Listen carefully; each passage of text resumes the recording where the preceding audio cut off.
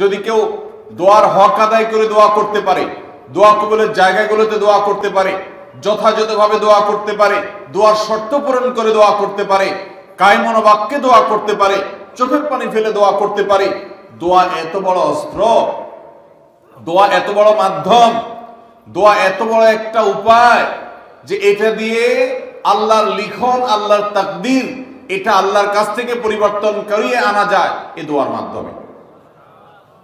অথচ এই দোয়াও আমরা বেশি মানুষ করতে পারি না।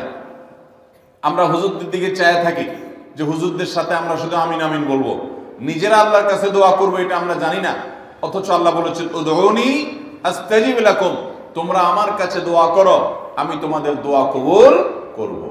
অতএব ভাইরা আমার, আমরা আল্লাহ রাব্বুল আলামিনের কাছে আমাদের ভাগ্যে যেন ভালো কিছু লেখা হয়, সেজন্য আল্লাহর কাছে বেশি বেশি করে দোয়া করব। এবং আমাদের তাকদীরে যদি কোনো ক্ষতিকর কিছু থাকে তো সেটা যেন আমাদের ক্ষতি না করে আল্লাহ রাব্বুল আলামিন যেন আমাদের প্রতি রহম করেন, এই মর্মে আমরা যদি দোয়া করি তো দোয়ার মাধ্যমে আল্লাহ তাআলা তাকদীরও পরিবর্তন করে। অবশ্য তাকদীরের মধ্যে দুইটা প্রকার আছে, একটা তাকদীরে মুবরাম আর একটা তাকদীরে গায়রে মুবরাম। তাকদীরে গায়রে মুবরাম যেটা, সেটা তাকদীর দোয়ার মাধ্যমে ফয়সালা আল্লাহ পরিবর্তন করেন। মুবরাম যেটা পরিবর্তন করেন না, অর্থাৎ যেটা চূড়ান্ত করেছেন আল্লাহ তাআলা আগে থেকে, সেটা পরিবর্তন করেন না। তবে বান্দার হায়াতের ক্ষেত্রে কোন কোন হাদিস থেকে জানা যায় আল্লাহ রাব্বুল আলামিন কোন নেক আমলের ফলে দোয়ার মাধ্যমে আল্লাহ রাব্বুল আলামিন অনেক সময় সেটাতে পরিবর্তন করেন এবং সেটাতে বারাকা দান করেন।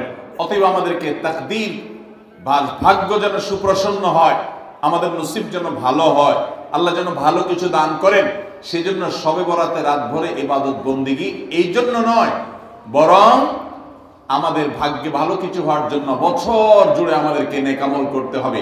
এক রাত ইবাদত বন্দেগি করলেন, সারা বছর কোন নফল নামাজ, ফরজ নামাজ, অন্যান্য ফরজ কাজ করলেন না, আর আপনি আশা করলেন যে আল্লাহ আপনার জন্য ভাগ্যে ভালো কিছু লিখে দিবে, এটা সঠিক নয়।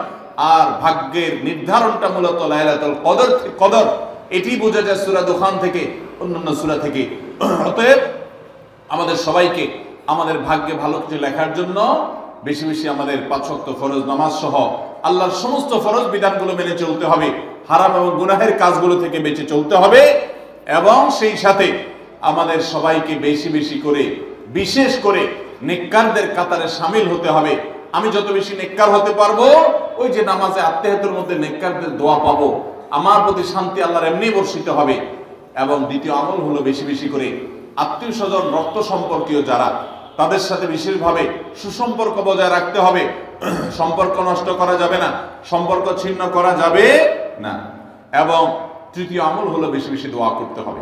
এই তিনও আমল যখন আমরা একযোগে চালাবো, একদিক থেকে সাধারণ সব নেক আমল করব, বিশেষভাবে আমি আত্মীয় স্বজনের সাথে সম্পর্ক বজায় রাখার চেষ্টা করব, এবং আল্লাহর কাছে দোয়ার আমলটা বেশি বেশি করব, বরকত নাজিল হওয়ার মতো কাজগুলো বেশি বেশি করব। ইনশাআল্লাহ আল্লাহ রাব্বুল আলামিন আমার নসিবে ভালো কিছু দিবেন এবং মন্দ কিছু থেকে আমাকে বাঁচাবেন। নবী করিম সাল্লাল্লাহু আলাইহি সাল্লাম আল্লাহর কাছে দোয়া শিক্ষা দিয়েছেন, আল্লাহুম্মা ইন্নী আউযু বিকা মিন দারকিল বালা, আল্লাহুম্মা ইন্নী আউযু বিকা মিন সুইল কাদা। আল্লাহ, আপনার কাছে আমার ভাগ্যের ক্ষতি থেকে আমি আপনার কাছে পানা চাই। অর্থাৎ আমার তাকদীরে, কাজার মধ্যে যদি কোনো ক্ষতিকর কিছু আপনি লিখে থাকেন, তাহলে সেই সুউল কাজা, এটা থেকে আমি আপনার কাছে পানা চাই। অতএব এই মর্মে আল্লাহর কাছে যত বেশি আমরা দোয়া করব, আল্লাহ রাব্বুল আলামিন আমাদেরকে তত বেশি হিফাজত করবেন। আল্লাহ তাআলা আমাদের নসিবে দুনিয়া এবং আখিরাতে, ইহকালে এবং পরকালে ভালো কিছু লেখেন, আমাদের নসিবে যেন ভালো কিছু হয়, সেই তৌফিক আল্লাহ তাআলা আমাদেরকে